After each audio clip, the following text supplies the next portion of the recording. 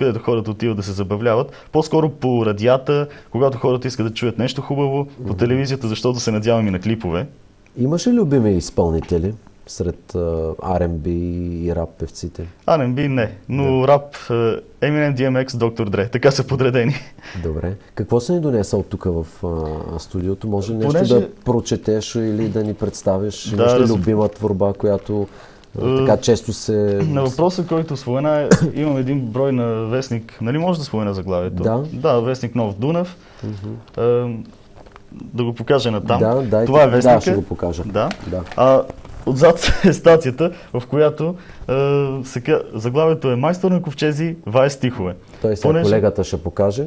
Да, голям етап беше, че аз наистина направих ковчези, след като завърших за мебелист в Берковица. Дипломата ми е техник-технолог в мебелното производство. И наистина правих ковчези. Това е една наистина забавна история, колкото и мрачно да звучи ковчези. И как правиш ковчези и в същото време пишеш стихове? Аз да не съм се родил, правейки ковчези. Ама не, как, смисъл, съчетават ли са двете? Не се съчетават. Между другото, тогава имаше доста проблеми. За 3 месеца правех ковчези, дадоха ми 18 лева и това наистина предизвика отново гнева ми за пореден път. И не можех да спя. Е родило още твоите... Да, между другото, тогава можех да се приспя само като си повтарях едни рими, едно четиристишие. Това беше единственото нещо, което ме приспиваше и успокояваше гнева ми. Може да го кажеш. Да, аз съм човек, който с кеф би направил ковчег за всеки свой шеф. Аз съм човек и вече почвам да се унасям. Тук е публикувана една от любимите ми песни "Неповедим". Да, аз прочетох. Само, че тя не е цялата. Не знам, журналистът, който беше публикувал това, си беше позволил да уреже жестоко. Той махна припева и любимата ми рима: "Може би вече има душа, която за провала ми е гладна, но няма да го види, защото няма да падна". Имаш ли, добре, твои любими текстове, стихотворения, имаш ли така любими, които, освен тези, които споменахме до сега? Да, любимата ми песен е "Аз не падам". И по принцип в тази песен "Неповедим", в интрото се казва: "Човешкият живот е изграден от възходи и падения. Неповедим не е човек, който не пада, а човек, който притежава умението да пада трудно и да се изправя лесно". Така че "Аз не падам" не означава, че аз съм човек, който не допуска грешки, който няма трудности и който не може да се почувства зле или да му стане неприятно по някакъв начин от нещата, които му се случват. Не, има такива моменти, всеки има такива моменти, но "Аз не падам" означава, че за мен няма да има окончателно падение, в което аз съм се предал, в което съм на земята и се отказвам от мечтите си. Такъв момент няма да има. Защото аз не падам, на слабостта не подражавам. Своя талант ще продължавам да доказвам, защото аз съм силен и мога да успея. А после ще посмея на трудността да се изсмея, защото аз не падам. Добре. Как въпреки всички отклоняващи пътеки успяваш да запазиш мечтата си? Ти го каза, все пак в текста, но как успяваш да запазиш тази мечта жива? Аз не се и опитвам. Аз не мога да се отърва това, дори да искам. Често, сега за вдъхновението, много интересно как идва вдъхновението, то не ме... Аз не го търси, то само си идва и често в главата ми се появява едно торнадо от рими, от случки и други неща, които трябва да опиша, които наистина ме вдъхновяват и ме привличат. И аз трябва да ги подредя, затова се успокоявам, гледам в една точка и хората може да ми говорят или нещо такова, но аз съм толкова разсеян, че не мога да се съсредоточите. Има ли ти нещо, добре ли си, виж го този темерут, той не иска да говори с нас. Или нещо такова, обаче и те си мислят, че аз гледам в една точка и не си мисля нищо, а те не знаят, че всъщност тук има една буря от емоции, чувства, рими. Да, които трябва да излязат, напират да излязат. Да, и аз трябва да подредя римите, в главата ми в този момент се бият викинги, редят се рими, а те въобще не знаят за какво става дума. И те си казват, виж го, той гледа в една точка и си мисля, че не мисля нищо, обаче не е така. А рапа не поражда ли агресия сред младите хора? Какво ти е мнението изобщо за агресията така сред младежите? Тя наистина е... Много статистики сочат, процентът е сериозен, висок и нараства, да. Да. Ти самия си... Да. Аз съм много интересуващ, и знаеш, да. Понеже може да се каже, че с агресията сме стари приятели. Както казах, дойдоха доста тежки моменти, в които вече писането не беше достатъчно да излея гнева си. Доста хора пострадаха от гнева, който имах. В смисъл, аз никога не съм предизвиквал проблемите, те сами си идваха. И там работата, че аз не бягах от тях, аз ги нападах. И ги решаваш. Да. Проблем. И то аз не само... Проблемът беше, че не само се биех, на мен ми доставяше удоволствие да причинявам болка. Така че и често съм говорил с хора, които споменавам, че имам познания за агресията и те почват да ми обясняват агресията, това, агресията, това. Аз го питам, кога за последно щупи ръка и изпита удоволствие. Когато няма такъв отговор, аз му казвам, че той всъщност не знае какво е агресия.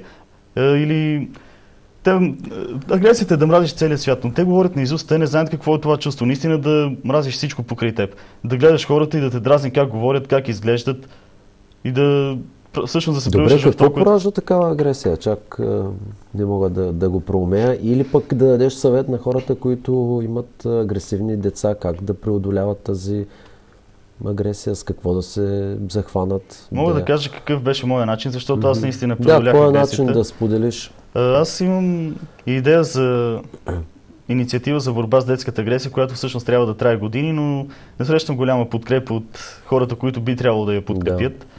За сега институциите, които отговарят за това, точно за проблемите, училища, социални заведения и така нататък. По принцип голяма подкрепа за това ми оказва клуба по културизъм Тирекс, местен клуб по културизъм, също така мотоклуб Нощни вълци. Да. Те ми оказват голяма подкрепа, но много други хора не го правят и явно не осъзнават колко сериозен е проблема. Да се върнем на въпроса, какъв беше моя начин. Да. За преодоляване на тази агресия, за... Както казахме в началото, гнева ме мотивира. Точно така. Гнева ме мотивира да пиша. Да. И когато изпитам гняв, наистина се чувствам силен, наистина адреналина ми се покачва и наистина се чувствам неповедим и реших, че трябва да използвам тази енергия и този адреналин в изпълнението на цели. Аз имам цели, аз имам мечти. Просто ми трябва малко мотивация. Така че гнева го използвам като мотивация, защото гнева не е нещо, някаква мръсотия, която може просто да махнеш от дрехата си. Гнева е чувство, което пуска корени в теб и не може просто да се махне, не може да се изкорени. Затова просто го превърнах в нещо положително. Да, но не всеки ще може да пише. Така е, затова трябва да си постави цели, за които да използва гнева, като да използва тази енергия за нещо положително. Например, често ми се случвало след работа да съм изморен, а трябва да уча. И примерно прибирам се 8 часа вечерта, лягам, спя до 1 часа и след това започвам да си припомням какво е било преди и знам, че ако сега не направя нещо, ще се върна към това, ще се върна към бездната, в която бях преди и ще се върна към мрака или към ада, както наричам този период. Затова се изправям, гнева отново се връща при мен, изправям се, вече имам енергия и вече съм съсредоточен върху ученето. Добре. Какво предстои сега за теб? Къде са твоите изяви? Наскоро имах една много приятна изява в младежкия дом. Аз доста добре се разбирам с децата. Оставете агресията на страна, тя е минало. Аз наистина доста добре се разбирам с децата и направихме един много приятен концерт по пиано в младежкия дом. Децата бяха представени в Рима. Стихотворенията бяха наистина забавни, много приятни.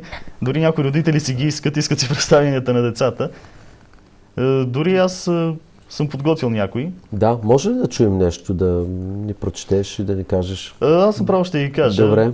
Ще кажа любимото ми. Мисля първо да кажа, понеже са кратки, няма да отнеме много време, ще кажа първо едно по-забавно, после едно по-трогателно.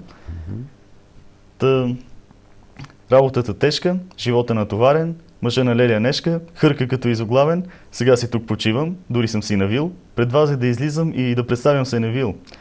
Оставете химикалка, микрофон или лопата и чуйте Никол Владкова с разходка в гората. А другото? Другото е представяне. Другото е по-трогателно.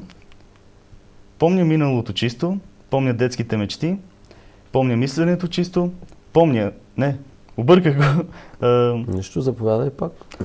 Да, един момент само да си го припомня. Да, може да го прочетеш, не е задължително да... Всъщност много поети не помнят това, което са написали. Да, аз съм написал толкова много, че няма как да ги помня всички. Поета пише в момент в някаква друга реалност попада, когато твори. Съм чувал така. Тъй, че не е задължително да се помнят написано. сетих се как е. Добре. Помня миналото близко, помня топлите лъчи, помня мисленето чисто, помня детските мечти. Миризмата на тревата ме връща в онези дни. Шумоленето в реката сега се носи и в мислите ми. Какъв съм станал и какъв съм бил? Отговорете си на този въпрос с носталгия от Сеневил в изпълнение на Николай Димитров. Добре, много хубаво. Какво предстои за тебе сега от тук насетне? Върху какво работиш?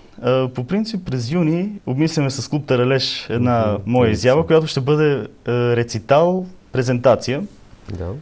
Там ще бъдат представени някои от по-интересните ми произведения. Ще представи доста свои песни. Ще бъде направено наистина интересно и много вдъхновяващо. Първата ми изява във Велико Търново беше презентация за мотивация. На нея разказах голяма част от историята си. По-личните моменти си ги запазих за себе си и показах на хората, че всъщност, които казват, има се една работа, пази си и така нататък, не са прави, не трябва да я пазиш, ти трябва да се бориш за мечтите си, както направих аз и за сега моя начин действа. Твоите мечти се сбъдват, все пак. Нали? Може да, между другото, от доста време си мечтая да съм гост в телевизия и ето, че мечтата се сбъдна. Да, ето и на мен ми е много приятно. И все пак благодаря ти за този разговор. Напреднахме с времето. Ако ти искаш нещо да допълниш или аз не съм се сетил да те попитам, искаш да кажеш нещо на нашите зрители? Исках да обобщя, че когато бях на 19 години, не само написах книга и бях написал толкова много неща, тогава започнах да работя и в радио, в Козлодуй. И там наистина мисля, че се представих добре, имаше доста забавни моменти. На 20 години вече бях работил във всички видове медии и така нататък, и така нататък. Добре. Желая ти успех във всичко, което се захванеш и с още много книги, текстове и музика да бъдеш отново пак наш гост. Ще се радвам. Благодаря за този разговор.